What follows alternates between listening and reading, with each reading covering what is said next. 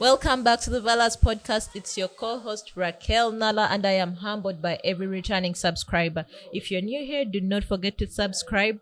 Follow us on our social media pages, the same name. Today is a Friday. Yay, weekend is coming, and at Valas, every Friday we are talking about relationships. Today I'm joined by a gentleman who really impressed me by the work he does with the community, working with the youth in the slums. I'm not going to introduce him. I will give him a chance to introduce himself to you before we continue with our relationship conversation. You're welcome, sir. Thank you for giving me this opportunity to be at the Valas podcast. Drew, of course, I work with community. I do community work in slums with people, so it's really good, and it's my pleasure to be at this podcast to speak out views about different matters. Thank you, host.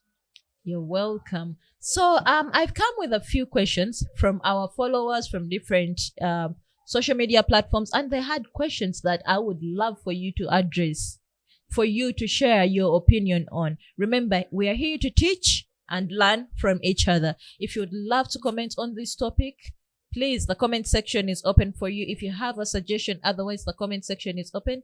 We do read everybody's comment. Therefore, let's get into this. So, Mr. Drew, is that your full name? It's a name I use, basically. It's not my full name. My full names are called Andrew Walakila. That's my name. Nice to meet you, Andrew. Nice to meet you. Straight into the questions. There's a viewer that wrote something and said, Raquel, I'd love for you to address the issue of dependency syndrome in relationships. What do you have to say about that? Wow, I think we in the 21st century, dependency syndrome couldn't be really a big issue, because even nowadays, ladies also work. Okay. And in some cases, yes, even some ladies have even more financial power or ability than men. So I think it's in this era, we need to not to have that dependency syndrome, because we are in the era where people really, there's equality, ladies have come out to do different things which even men do. So I think it's not really right to be dependent or have that dependency syndrome in relationships. I think I should have asked to start with, how do you define dependency syndrome in terms of relationships? I think it's a matter which is really so common, especially in Africa, whereby maybe like in some tradition, they could tell ladies, just stay home. It's the man to provide. So it's a bit of a culture thing that, which in our culture systems in Africa, which causes some people to have that dependency syndrome. Even if a lady works, you could find a lady working, but still want to be so dependent to the husband, which is not the case. This here, we need to bring everything. Everyone need to bring something at the table. Then you can really have a healthy relationship.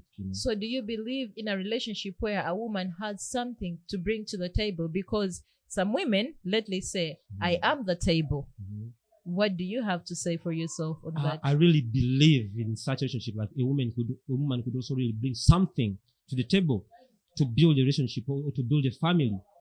Do you mean material wealth? Do you mean financial contribution when you say something? Of course, it's financial contribution, but even emotional, even we need to.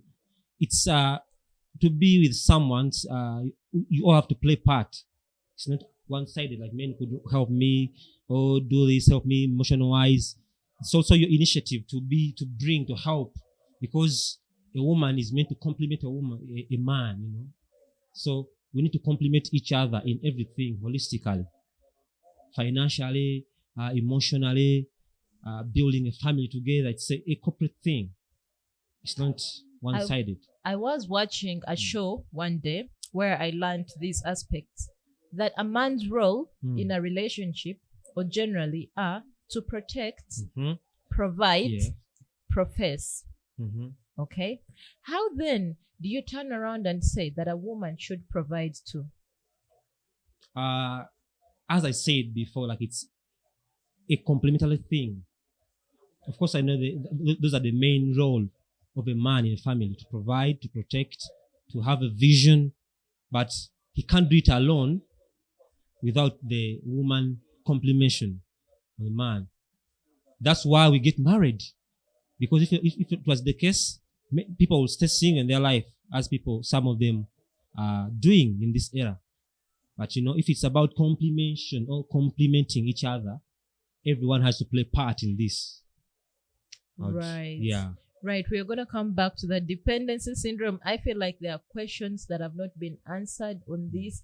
It is such a big debate that women find it hard to build their men. They say, oh, if you contribute financially to this person's life, they're going to be better and find someone at that level in life, So I've had arguments where people say, well, for a woman developing a man, good luck with that. As soon as they get where they want to be, they'll find someone for that stage. So in a sense, you find that women are scared or a bit held back to support financially things that elevate men because of that contradiction. Yeah. You're really 100% true about that issue. But that happened when you're not in a healthy relationship. How do you define a healthy relationship? I think a healthy relationship, you need to, before you get for to be like, maybe to get in agreement that I'm going to be like in a relationship with someone, you need to know them, know their vision, what do they want. Because many people nowadays are looking for many different things in a relationship. Some of them take like, I think like maybe men are like ATMs. Some of them want to get like maybe a social status. I have someone, I have a boyfriend, I have a girlfriend. So, but people need to go back to the drawing board and know that what a healthy relationship they need to know what a healthy relationship look like in the first place. Can you paint a picture for us of a healthy relationship in 5 words? Yeah, of course you have to have feelings for each other, because that's the real thing. You have to have the same vision with the one you want to spend life with or have a relationship with. You have to have a vision with a person. Does you saying you have to have the same vision, does that mean a couple should be in agreement of whatever the other person suggests? I know as humans we all have different vision, but when you decide to meet someone or to be in a relationship with someone, you have to bring your vision and you imagine together that someone wants. What then happens? What then happens if you suggested something you see as a vision and I disregard it? Do you then consider your partner a potential evil eye?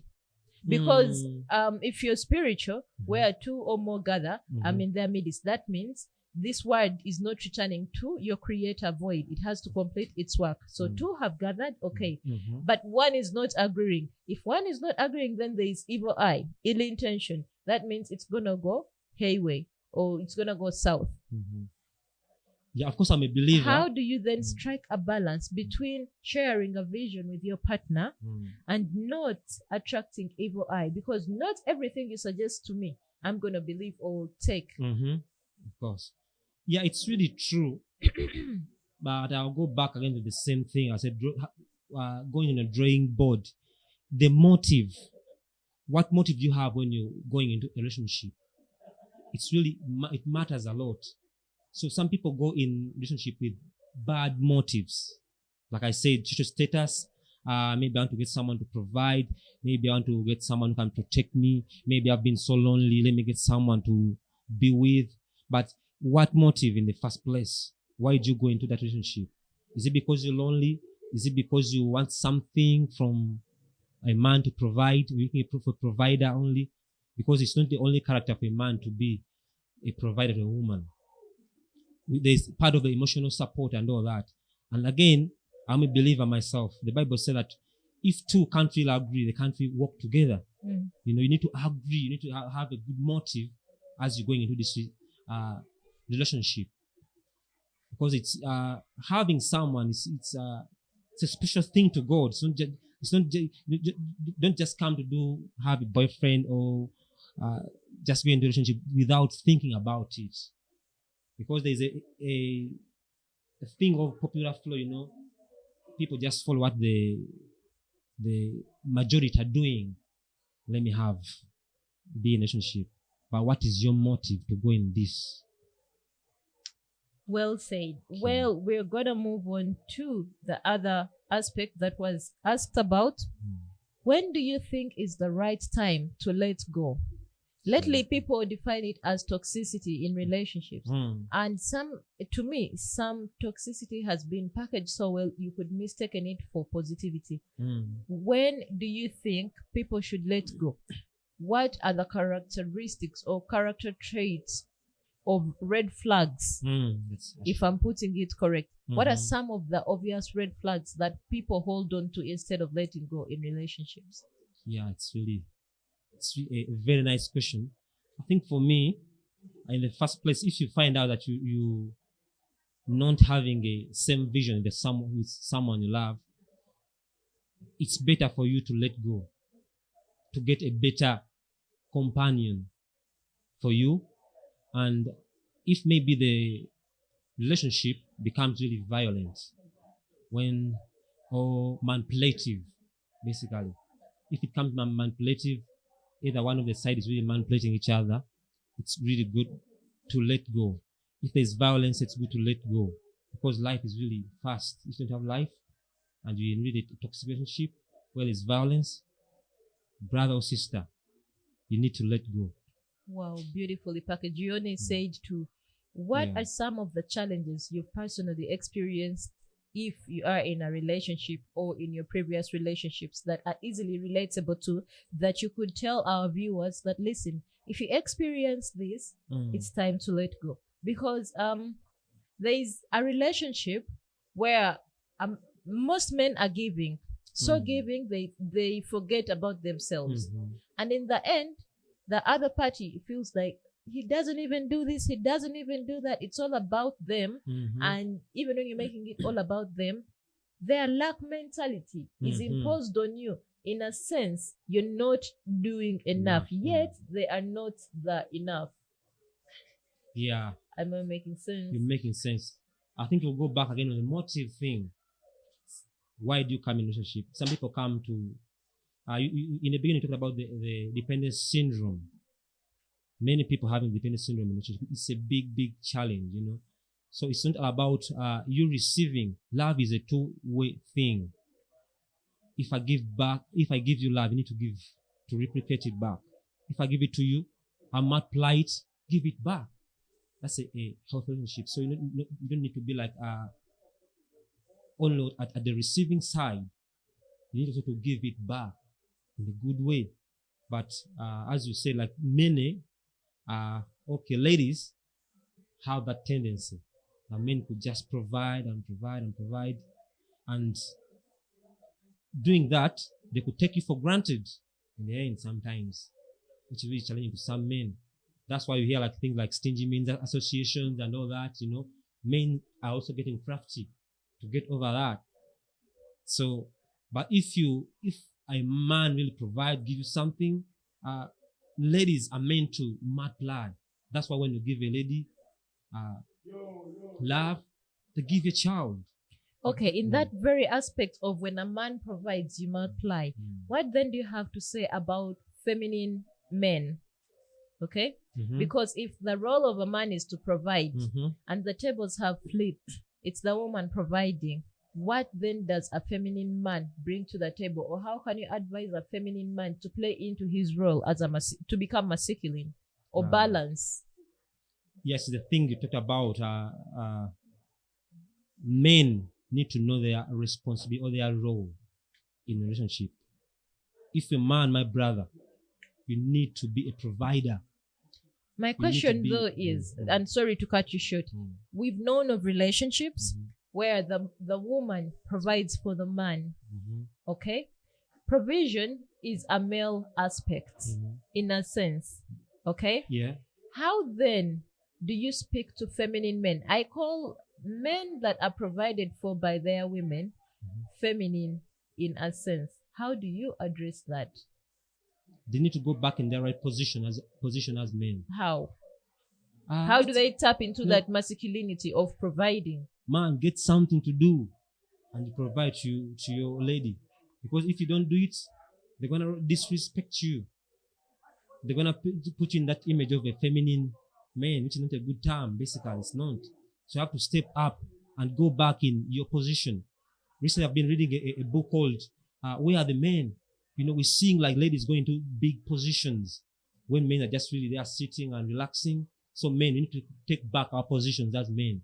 Would you advise your sister, to financially support her husband, her man, not husband, in a relationship? Because you said initially it's a man's role to provide.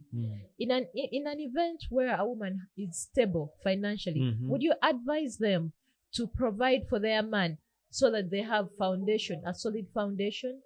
I could really advise 100%, because it's like I said, it's about complementing each other. If you are really financially stable as a lady, help your guy. If he has a vision, listen it out, invest in it, because when it grows, in the end, you're going to have children together.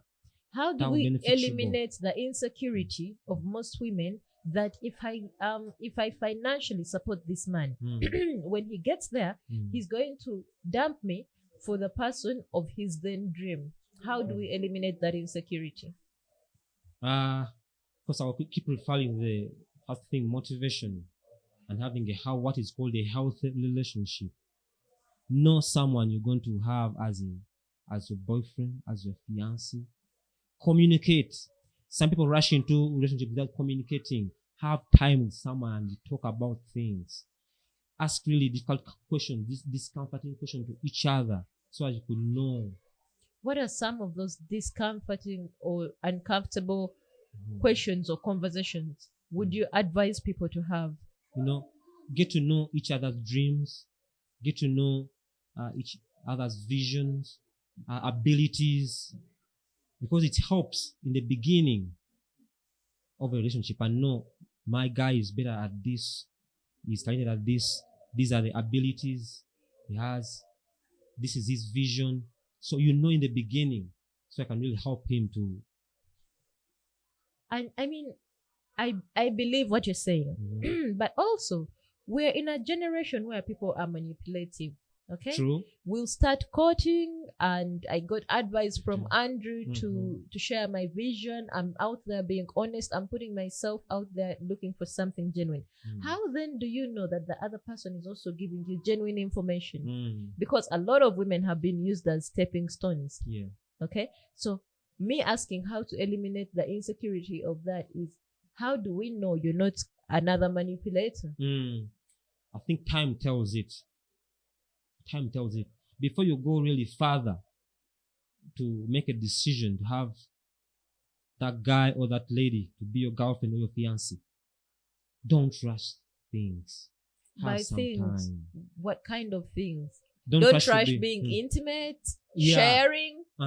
Don't rush to really commit. To what? To be a boyfriend or go into. Take time, communicate, and get to know someone better. Nowadays, people really rush into relationship, and to be in the social status of maybe my friends have girlfriends or boyfriends, and really rush things. Take time to study someone. What other character traits you look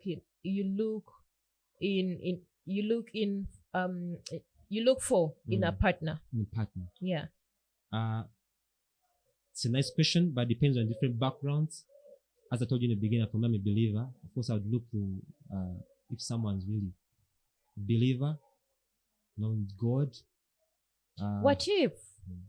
Because everybody describes God differently. So when you say one of the character traits is being a believer, we all believe in different things. We have different belief systems. How do you define God? Would you really argue someone who defines God differently from yourself to come together with another as a partner? Basically, if someone's a Christian, no matter whether they may be like Catholic or but someone's a Christian, that really matters. So if they're Muslim, they shouldn't date?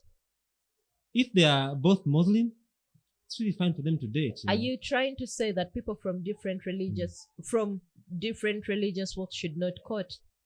I think at some point, because let me give you a scenario. You get to date a Muslim guy. In their region, they can have 4 wives.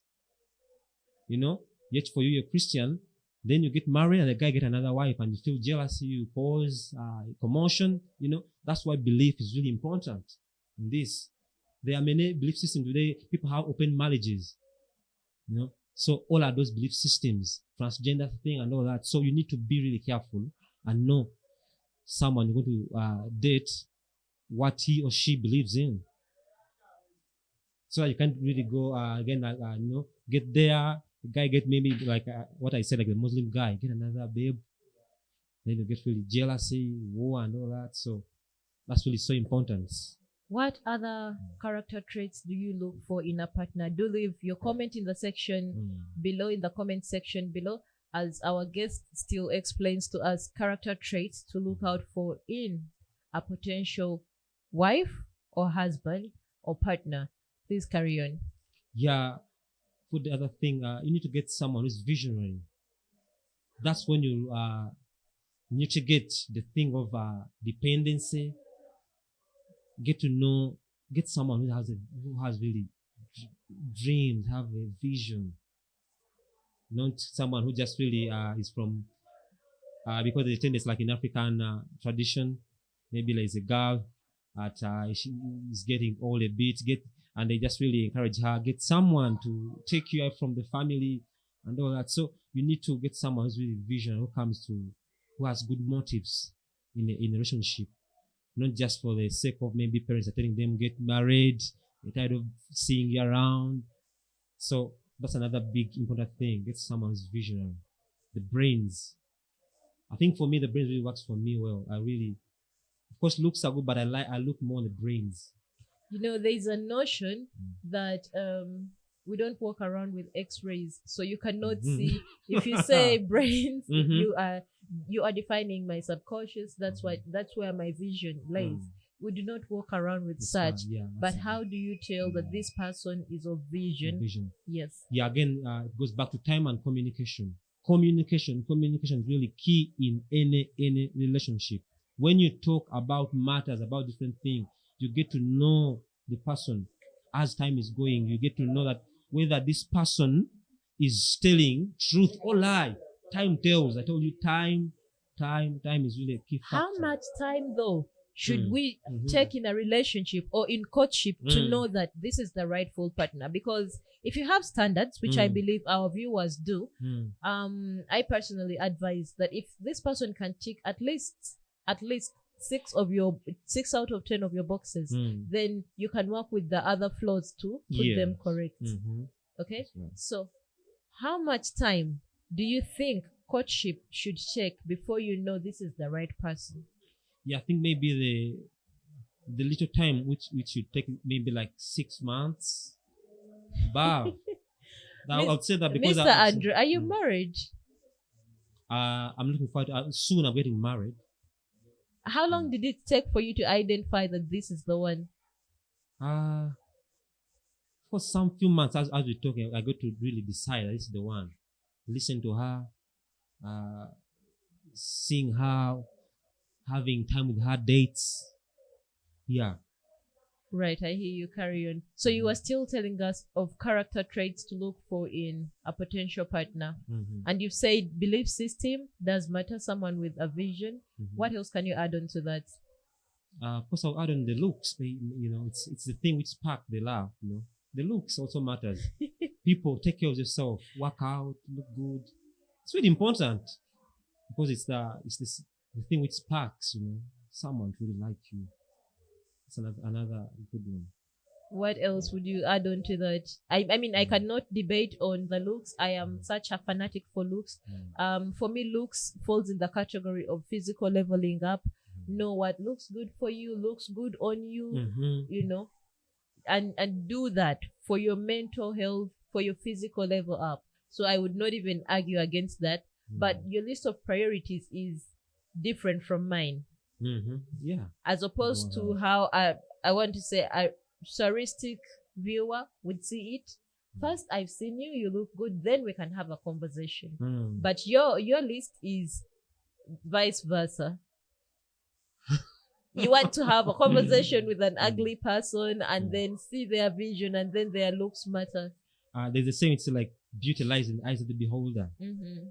You know, miss, you may look beautiful to me, but other person, Yes, maybe you're so, there's that thing also. very true. Yeah. Very true. So, What is the fourth trait that you would look for in a partner? In a partner. I think I would love to have a partner who is really hardworking and smart. Because, who could really, who is hardworking? How do you define smart? Because there are people or partners who are street smart. Well, like what? Who are street smart. You understand my point? And in those moments, street smart tends to be a bit risky because you get to involve with different people outside your partner. So they should be ready for whatever is coming their way. Would you advise that kind of smart? Or do you have a definition of smart to yourself? I mean, maybe working smart, basically. What is working smart? How do you define that? You know, having it goes back to my second character of being the brains.